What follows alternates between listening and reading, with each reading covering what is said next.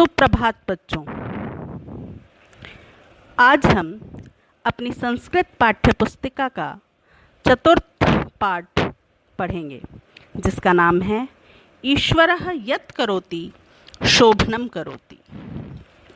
प्रस्तुत पाठ में एक कहानी के माध्यम से हमें यह समझाने का प्रयास किया गया है कि ईश्वर जो भी करते हैं अच्छा ही करते हैं। आइए प्रारंभ करते हैं। चतुर्थः पाठः। मगध प्रदेशे एकः नृपः आसीत्। मगध प्रदेश में एक राजा था। तस्य राज्ये प्रजाः प्रसन्नाः आसन्। उसके राज्य में प्रजा प्रसन्न थी। नृपस्य एकः सचिवः अपि आसीत्।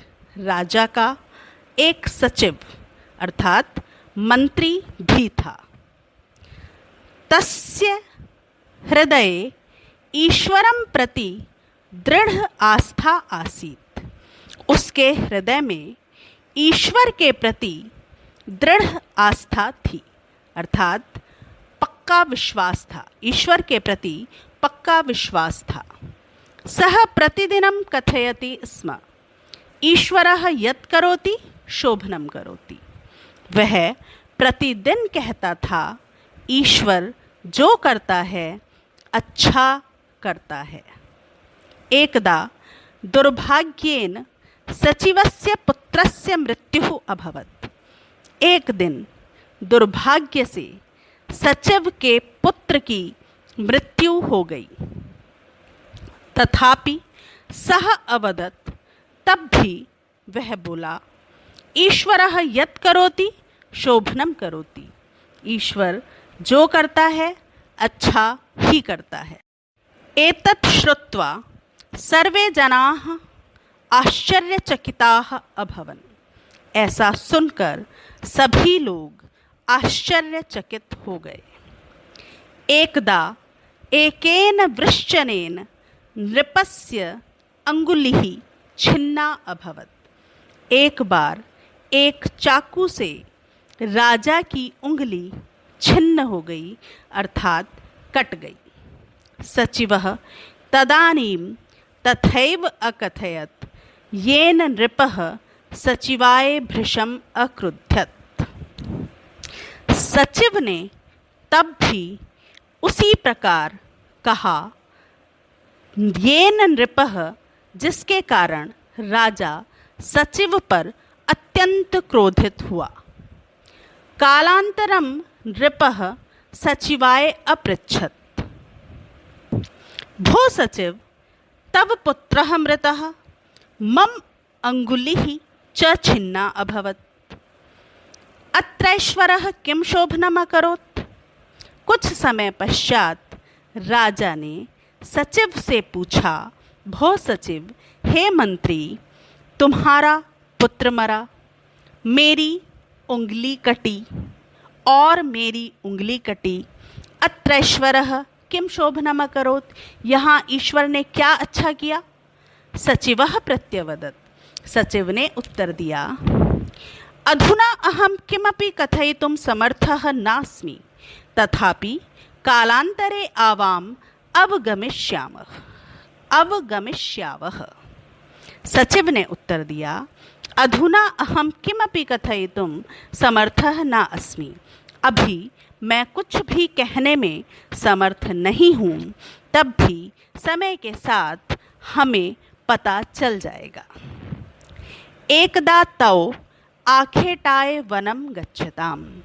एक बार वे दोनों शिकार के लिए वन को गए। सहसैव केचित् दस्यवः तत्रागच्छन्। अचानक ही वहाँ कुछ दस्यु अर्थात डाकू वहाँ आ गए। ते तौ गृहीत्वा बलिकार्यं दस्युराजस्य समीपम अनयन।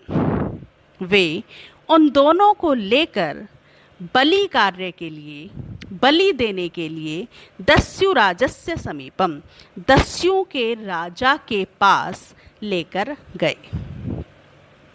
दस्युराजः सचिवम् अपृच्छत्। दस्युराज ने मंत्री से पूछा, अस्ति तव पुत्रः, क्या तुम्हारा पुत्र है? सचिवः अवदत्, सचिव बोला, आसीत् किंतु स अमृतः, था किंतु वह मर गया। दस्युराजः दासान् अवदत्, दस्युराज ने दासों से कहा, मूर्खाः, देवी पुत्रेण हीनस्य बलिं न वांछति तर्हि त्यजत एनम्। मूर्खों, देवी पुत्रहीन की बलि नहीं चाहती है, इसलिए इसे त्याग दो, इसे छोड़ दो। अपरम चानयत, दूसरे को लेकर आओ। ते नृपम तस्य समीपम अनयन, वे राजा को उसके समीप लेकर आए। किसके समीप? दस्युराज के, दस्युओं का जो राजा था उसके पास लेकर के आए। सहसा दस्युराजस्य दृष्टिः नृपस्य छिन्नायाम अंगुल्याम अक्षिपत।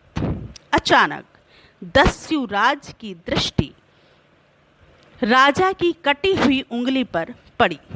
तदा सह अवदत्, तब वह बोला, रे मूर्खाः, देवी अंगहीनस्यापि बलिं न वांछति अतः एनम अपि त्यजत। हे मूर्खों, देवी अंगहीन की बलि भी नहीं चाहती है, अतः एनम अपि त्यजत, इसलिए इसे भी त्याग दो, इसे भी छोड़ दो। तदा सह नृपः सचिवम अवदत्, तब उस राजा ने सचिव से कहा, मंत्री से कहा, त्वं सदैव सत्यम कथयति स्म, ईश्वरः यत् करोति शोभनं करोति। तुम सदैव सत्य ही कहते थे कि ईश्वर जो भी करता है अच्छा ही करता है। तो बच्चों, ये था पाठ 4 का अनुवाद। आप अपने सामने अपनी पुस्तक रखेंगे, वीडियो को 2-3 बार सुनेंगे जब तक आपको उसका अनुवाद याद नहीं हो जाता, जब तक आप इसे समझ नहीं जाते। और सुन करके, वीडियो को सुन के आप एक एक लाइन के अर्थ को समझेंगे।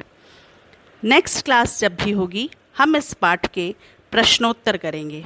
प्रश्नोत्तर करने से पहले आप अपनी उत्तर पुस्तिका में इस पाठ के शब्दार्थ लिखेंगे भी और याद भी करेंगे। धन्यवाद।